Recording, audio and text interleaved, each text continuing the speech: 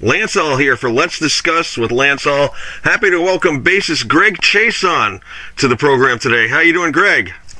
I'm doing good, Lance. How you doing? I'm doing excellent. Of course, your work with Badlands and Red Dragon Cartel and all that, your legacy is fully intact, but you've got a great new album out, group that's been kicking around for a little while. It's taken you a while to get this thing released, called Kings of Dust, coming out this coming Friday. You got to be excited to get this out. Friday the 13th. How do you feel about that? Well, I'm not very superstitious, but let me get this black cat away from this broken mirror before he goes under the ladder. I know. I had a job a couple years ago. I swear to God, I walked out on Friday 13th and a black cat walked right in front of me. I'm like, here we go. So, well, you survived it. I did. I have heard an advanced copy of this, Greg. It is a fabulous album. Like you said in other interviews, you've gone for a very vintage sound. Your influences are truly showing on this. You know, a lot of people are doing the 70s retro sound, a lot of younger groups, but you're a guy who was there for a lot of it, too. Yeah, I always say that that's kind of the thing that makes us a little bit different is, the kind of music I listened to in the 70s was what a lot of people are influenced by now, but I was kind of getting it firsthand.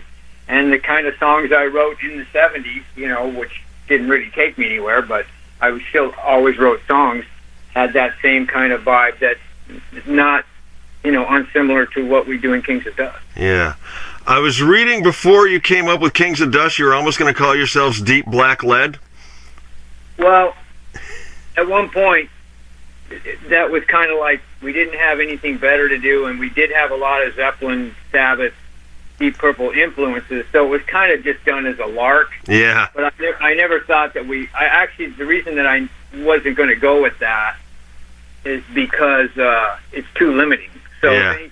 I have songs on this record that kind of have a little Stonesy vibe or a Mountain vibe or Thin Lizzy or, whatever, Humble Pie. Yeah. So I thought that it would be just better to not pigeonhole ourselves as any one thing, although being pigeonholed as any of those three bands isn't exactly a bad thing. No. Kings of Dust was just sort of a name you came up with, though. You like the sound of it, just the phrase that you pulled out of the air, right? Well, I like the name Dust. So when we first got together, I wanted something with the word dust in it, and we kept going back and forth. And one of the names that we toyed with was an idea called Heavy Dust, and then something other dust, and no one really liked it. Well, when we decided to get real serious about this, after I got back from Red Dragon Cartel and after I was dealing with the cancer thing, and I knew that I was going to eventually finish this project, because Michael Beck, the singer, has been very patient with me as far as, let's just finish it, and I would say, well, I don't really feel like it yet. And he'd say, well, okay, no pressure, just let me know when.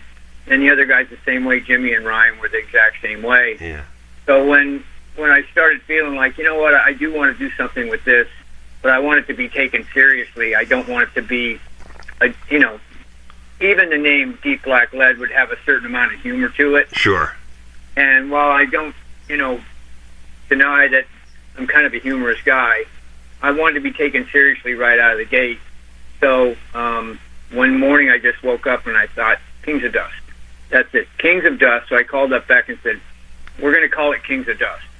And he said, yeah, I actually like that. So that's where it kind of stuck, and it kind of means kings of everything and kings of nothing at the same time. There you go. How about the cover art? That's kind of intriguing, too. Has that got any sort of special meaning to it or anything?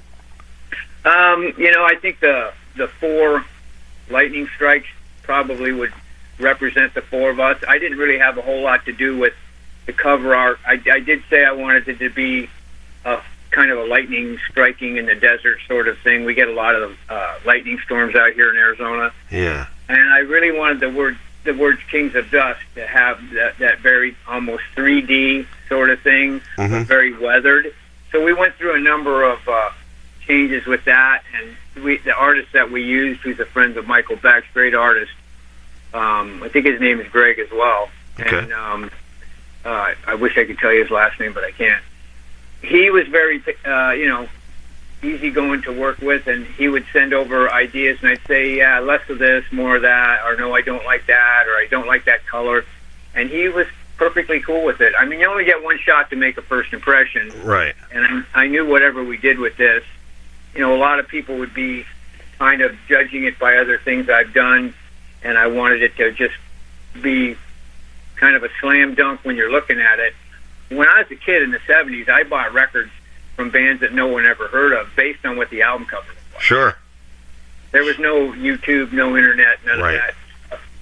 So some of my favorite bands, a band called Stray Dog, they only made a couple records. I bought it because the record looked great. Another band called Three Man Army, I bought it because the record, the artwork is good. Yeah. And on and on. So I wanted that same kind of, visual, like boom, right then when you look at it. Yeah, I think I want to check this out. These guys look like they ain't messing around. Yeah, I think I'll buy it. So that's kind of what the thought process was. I'm trying to think. Three Man Army, was that the Ginger Baker group that actually he had? that was the two brothers that were in Ginger Baker's army or whatever they're had been in a band prior to Ginger Baker. The Adrian Gervitz and his brother Paul Curtis. Right. They'd been in a band called Three Man Army, and they made 3 records. And if you're looking for a great record, pick up Three Man Army 2. And it's one of my favorite records, and it's very musically similar to what I do. I almost think you're gonna get me into my closet pulling out my vinyl as soon as I'm done talking to you. I almost think I've got that one kicking around. I bought it for the exact same reason, the cover. So yeah. This project is that you talked about Michael, being patient with you, your singer. This whole project started about 8 years ago, correct? Yeah, pretty close to that. It started out just kind of like Michael owns a studio, Sound Vision Studios here in Tempe, where we actually recorded the record. Right. It's a real studio, and that's his job. So he's always recording other people. So he thought, I'd like to do something that I can put my own voice on. So he knew a drummer named Donnie Fargo, who knew a guitar player named Mike Petruno, who knew me. So we all got together and we wrote a few songs, and oddly enough, some of them are still on this record right now. Like an Ocean is something we wrote 7 years ago. Keep the Spirit Alive, Let the Ugly Through, and a few others were written in that period. Eventually along the way, Mike and Donnie had to drop out for their own reasons, and Michael Beck called me a few months later and said, I really think the songs are valid. We should finish, we should do something with this. Let's get another guitar player, another drummer, and we'll, see what we can do with it. So I had heard of Brian, I'd seen him play, but I had to actually hunt him down. He was living here in Phoenix. He's from Illinois. Yeah. And I found someone that knew him, and I called him up, and I played him the demos that we had made, and he really liked it, so he got on board, and we went through a few different drummers. And then about right after my cancer treatment was over, I bumped into Jimmy Taft, and I'd played in bands with him before. Great drummer, Ryan's a great guitar player, and I said, hey man, I got this project, are you interested? And he said, yeah, I'd be interested in checking it out. So I did an interview right after that, and I named him as the new drummer without even actually playing with him or letting the other guys even meet him. He was introduced as the new drummer in an interview before I even asked him to be in the band. So, or even said he was in the band. So we thought that was kind of an interesting way to get a gig. There you go. Very cool. I want to jump into some of the songs because I made some notes on a few of them. I could ask you about all of them, but first one was Like an Ocean. You mentioned that one goes back to almost like the beginning. I'll ask the obvious. That's a little lick of Iron Man at the end, right? Yeah, what it is that's a song written by me and Mike Petruno, and then Donnie and Michael as well.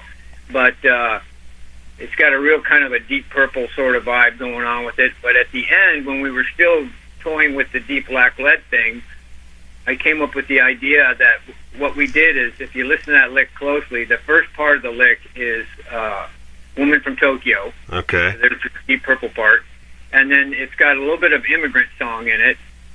So there's your Zeppelin part, Right. and then you've got a little bit of Iron Man in it. So there's your Deep Black Lead. But yeah, the three of those are in there. Oh, very cool. That's totally intentional. Oh, very cool. Next one I had was What's the Other? You talked about how these songs are, sort of longer songs, like, from with a nod to the 70s with a lot of different moving parts and tempo changes and stuff like that. And I thought that was a perfect example. What was with that one? Can you tell me a little bit about that one? What's the Other was something that I wrote, again, I wanted something that had the same tempo as Highway Star. So I wrote that song to be based on that tempo, not the song in general. Yeah. But the way that I like to write is what keeps me interested. When I was in Badlands, Jake wrote in a style with a lot of different parts in it, and that made it interesting to me. And oddly enough, that's the way I've always written as well. So there's always time changes, key changes, tempo changes, different solo, different bridge. I don't repeat myself a whole lot, and I kind of use whatever's available for me without really being too concerned whether it's going to be a hit record or not. Yeah. If people like it, they like it. So all those elements are kind of in there, and that song has the lyrical message is about kind of like people who procrastinate on everything. So in like all of Michael's songs, I like his lyrics. They're deeper than your standard I went to a bar and picked up a chick, blah, blah, blah thing. Right. I don't really do that vibe. And then that is going to be, we're shooting a video here in a couple weeks, and that is the song we are shooting the video with. Cool. Excellent. Looking forward to seeing that. The next one I got to ask you about is Ugly. My notes here says Freight Train, and then you jump on the Tilt-A-Whirl. I mean, that is a wicked song right there. Ugly is the idea. That initial riff was written by Mike Petruno back when we first got together, and then he and I kind of wrote the rest of it. I really like the riff, but really what sets up the riff and verse on that, or which helps it make sense, is it slows down to halftime through the bridge, and then it slows down again in the first half of the solo, and then goes to another halftime slower in the actual second half of the solo, and then comes back out into the riff again, which just keeps going on and on. And it was kind of my idea to add all the guitar noises and kind of like it's just almost like what you would get in a hurricane or a tornado, where things are just whipping in and out of that whole section on the kind of riff out. And then Michael started adding all the weird vocal things without even asking me whether I wanted that. It turned out really great. So yeah, that's one of my favorite tracks. And then I really like the way that it fades out and then fades right back into the next song, which is Yours Not Mine, which has got this really solid, heavy groove. So a lot of people say their favorite song is Ugly into Yours Not Mine. Yeah, absolutely. The next track, this one really intrigued me. I listened to this one like 2 or 3 times, and I don't know, maybe you'll tell me I'm crazy, maybe not. Yeah, That's Me. To me, what I hear on that is if you took like a vintage Aerosmith riff from like, say like the Rocks era, but yet crossed it with like Sweet or the Raspberries, the guitar had almost like a glam type of feel to it, to my ear. Am I hearing that, or is that just me? Well, I mean, everyone hears what they hear, and I've heard people tell me they've heard different things in different songs that didn't even cross my mind whatsoever when I was writing it. That song was an original idea written by me and Mike Petruno, and then I kind of took out the Mike Petruno part and I had Ryan write me something, and what I said is I wanted something that's very Stonesy, almost the Stones, Brown Sugar meets Francine by ZZ Top, and I made it together with whatever's left of what we were keeping of the song originally. Yeah. That's what that song is, but I could definitely hear it's a different song than anything else on the record. It's kind of a snappy, poppy song, not unlike the Raspberries, Please Go All the Way, or not even like on like Sweet, but the lyrics are much darker than the actual music portrays. Interestingly enough, we were keeping a running total of what everyone's favorite songs were, and Yeah, That's Me was everyone's favorite song by almost double of the next one. So if 40 people liked Yeah, That's Me, the next closest thing would be 20 people might like Mama. Yeah. And people seem to like a lot of the songs, different things. People hear different things in it. But yeah, it's a little bit weird. It's my daughter's favorite song. Yeah. It's an interesting song because if you listen to it, it's kind of like the bass just weaves through it the whole time. It's like one big bass. My nod to John Entwistle. The other thing I liked about it too, and you talked about this, was how you did the mix kind of wide in this and went back to those early Van Halen albums where they would have like a guitar coming out of one speaker, the bass and drums coming out of the other, and it sort of panned back and forth there for a little bit. I was listening to it through headphones. It was pretty trippy. It was kind of cool. Yeah, you definitely get the panning effect on a number of the songs through the headphones. Yeah. I mean, the whole record is mixed very Ted Templeman-esque, which is, you know, Van Halen, the early Van Halen guitar on one side, a little bit of guitar on the other side, all the way out, and then the bass is kind of sitting at about 70%, where it has its own spot. Drums are kind of in the middle. So Badlands, Voodoo Highway, and Dusk are mixed that way. I always like the way those sounded because you could actually hear all the instrumentation. Right. People tend to mix in the same 60% of sonic space, and I wanted to use the whole 100%, and I wanted everyone to be able to hear everything that's on there. And from a bass player's perspective, because I'm so old school and my influences were not just thumping along writing the A bass players. Yeah. They were actually they had some melodic content to what they were doing. I wanted to, and that's the style I play, I wanted to be able to have every instrument represented fairly, and I think we achieved that. Absolutely. And you sort of led into my next line of questions here. I was going to ask you, talked about your influences. How did you start playing bass, and who influenced you? Was bass your first instrument of choice? Did you try something else and then go to bass, and then who influenced you along the way?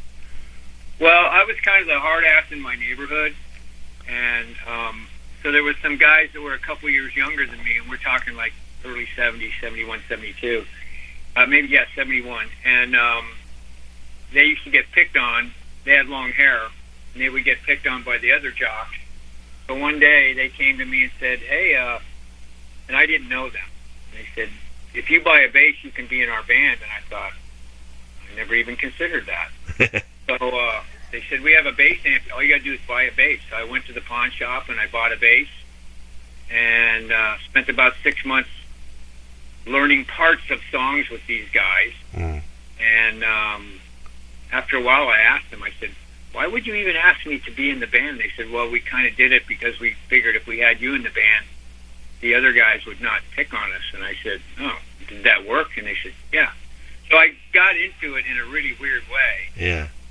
And then I put it down for a couple of years, and then in 73, I started it up in earnest. But my influences, because the way bass was done back then, were all the classic bass players of the time, whether it was Geezer Butler or John Paul Jones,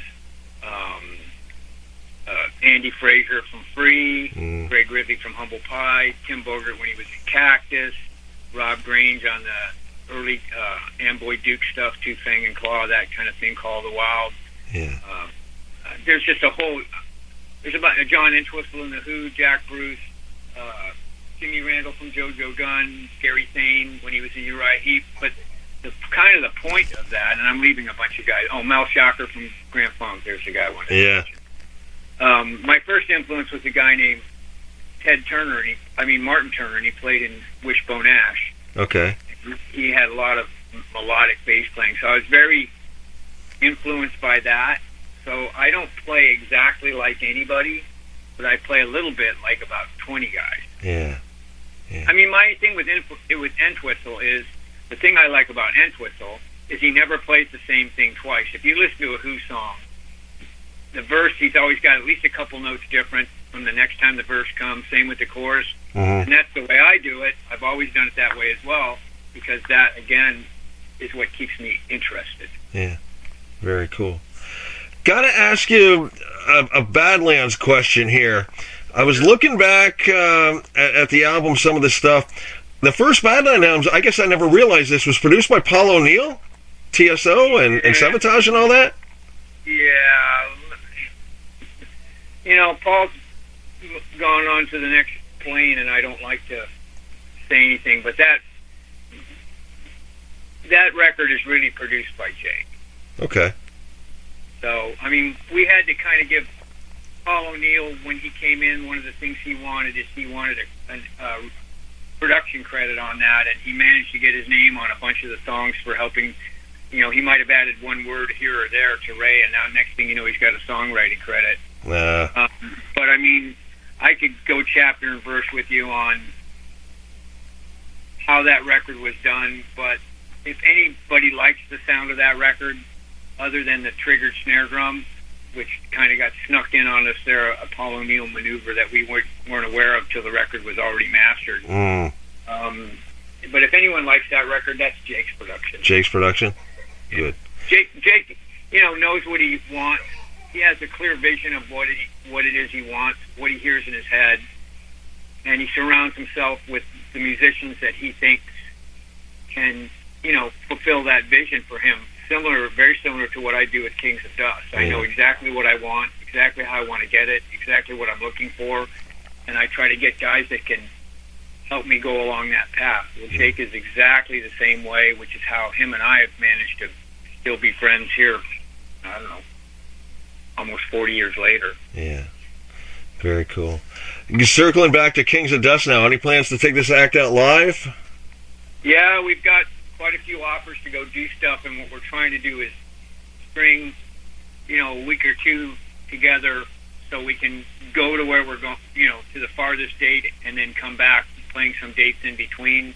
It's not about the financial thing of it, although, I don't think any of us can come out of our own pocket. Right. Thing is, we all have businesses. Michael has his studio, Sound Vision. I have a store that I run here in Phoenix, Bizarre Guitar and Drum. Jimmy has his own business as well. So Ryan is the only one that actually makes his living as a musician. And I keep telling people I'm going to ask him how he does that because I'm curious. I've never been able to match the steps. So there must be some magic thing that he has going on here. But, we want to go play. But I don't think there's any chance of us getting on a tour bus for 3 months. But a couple weeks here or there. Sure. I'd be down with that, and then there's talks about us possibly going to Japan and maybe doing a couple festivals in Europe. So everything's in play, right? As long as it makes a little bit of sense. Nice. Talking with Greg Chaisson here for Let's Discuss with Lance Hall. New group, new album, Kings of Dust, coming out Friday, March 13th. That's this coming Friday. 13 songs, a nice full-length album. Greg, I always like to wind up with sort of some goofy questions. I'm hoping these are questions you've never been asked. Sound good? Sounds good to me. First one I've got to ask you, though, you're a big baseball fan. How the Diamondbacks looking this year? Well, the Diamondbacks traded my favorite player to the St. Louis Cardinals last year, so I'm now a St. Louis Cardinals fan. All right.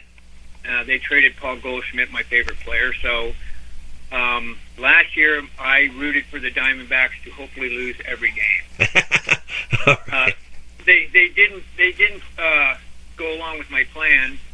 And I think they made some upgrades this season, so they might be better, but I'm still going to be mad at them. All right. Silly questions. You're going to be stranded for an elevator for an hour. Who would you want to be stranded with?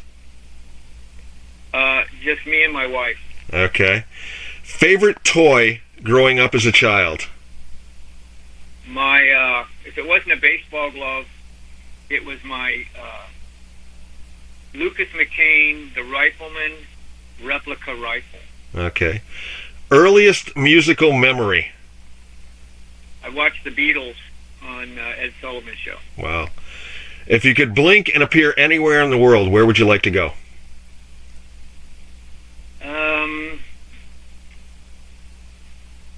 Like a place? Yeah, any place.